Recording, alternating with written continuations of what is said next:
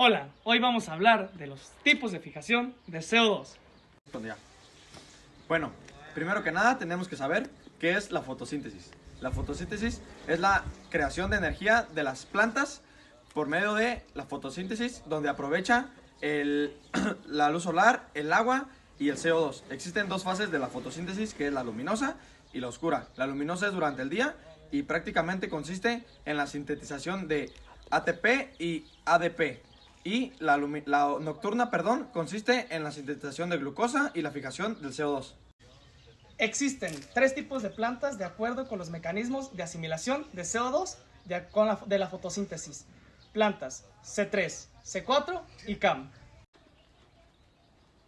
Plantas C3. ¿Qué son las plantas C3? Bueno, las plantas C3 son las que realizan la fotosíntesis mediante el ciclo de Calvin, fijando directamente el CO2 en una molécula de 5 carbonos. Los vegetales con la ruta metabólica C3 son aproximadamente el 89% de las plantas vasculares a nivel mundial, como los cereales que vienen siendo el arroz y el trigo, muchos tipos de árboles y en su mayoría las hortalizas. ¿Dónde ocurre este proceso de fijación? Bueno, ocurre en la segunda etapa de la fotosíntesis, que viene siendo la relación de carboxilación en el ciclo de Calvin. ¿Qué pasa? La molécula de 6 carbonos se divide en dos moléculas de 3 carbonos, donde se le llama ácido fosfoglicérico. Bueno, la enzima encargada de este proceso o de separarlo se le llama enzima Rubisco. Bueno, ¿cuál es la principal función de esta enzima? Bueno, es actuar como catalizador de la carboxilación o oxigenasa. Es decir, que en presencia de oxígeno el CO2 tiene que competir por los sitios activos de la enzima. Esto provoca pérdida de CO2. A esto parcialmente se le conoce como fotorrespiración, que reduce la capacidad fotosintética de la planta. La fotorrespiración es el cierre total o parcial de las estomas en la planta.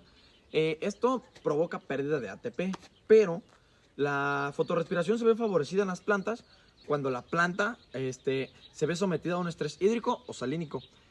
¿Por qué? Con el cierre total o parcial de las estomas, la planta evita esa pérdida excesiva de agua o de sales. Bueno, las plantas C3 o la ruta metabólica C3 es la más común en todas las plantas. Hola, hoy les vengo a decir qué son las plantas C4. Las plantas C4 son aquellas plantas que pueden prosperar tanto en ambientes cálidos y secos y representan el 4% de todas las plantas. Pero ¿cuál es la diferencia entre las plantas C3 y C4? La diferencia es el espacio, en la separación espacial, que esta es la que contiene dos células, que serían la célula mesófilo y la célula vainafascicular. Y esta tiene 4 procesos, que sería el primer proceso, la fijación inicial. En esta, la planta, en el proceso 1, la planta que sería las moléculas de la planta, las mesófilo, absorben el PPC carboxilazo del dióxido de carbono de la atmósfera. Y en el segundo, ese dióxido de carbono de la atmósfera, que sea la C4, los 4 carbonos, lo transporta hacia la vaina fascicular, que en el tercer paso es la liberación de CO2, que en las vainas fasciculares liberan todo ese dióxido de carbono y que pasan al cuarto paso, que sería el ciclo de Calvin, que una vez liberado todo ese dióxido de carbono, pasan por el proceso que llega a transformarse en azúcares para hacia la planta.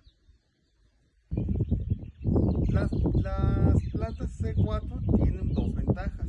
La primera sería su adaptación. Estas al no necesitar tanto la fotorrespiración pueden adaptarse rápido a climas secos y cálidos. También su segunda ventaja sería su eficiencia. También no necesitan mucho la fotorrespiración. Por eso su adaptabilidad en estos ambientes. Plantas CAM.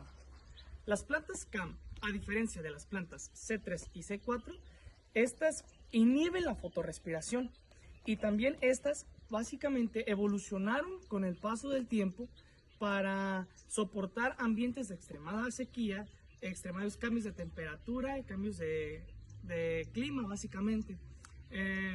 Las plantas CAM son aquellas que contienen un metabolismo ácido de las crasuláceas.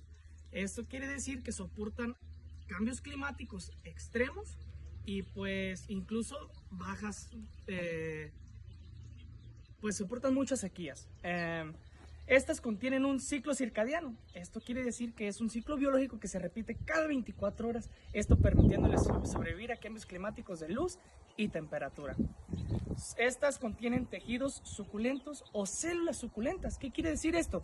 Que almacenan agua. Almacenan agua para sobrevivir a estas sequías extremas.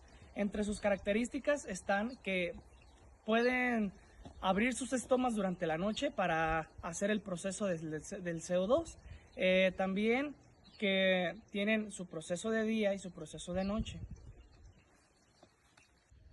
Algunos de los ejemplos de plantas CAM son los cactus, el aloe vera, la piña y las orquídeas.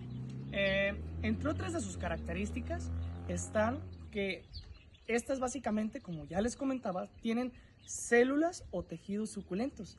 Esto, como les decía, es que fue un proceso por el cual se adaptaron las plantas a resistir sequías.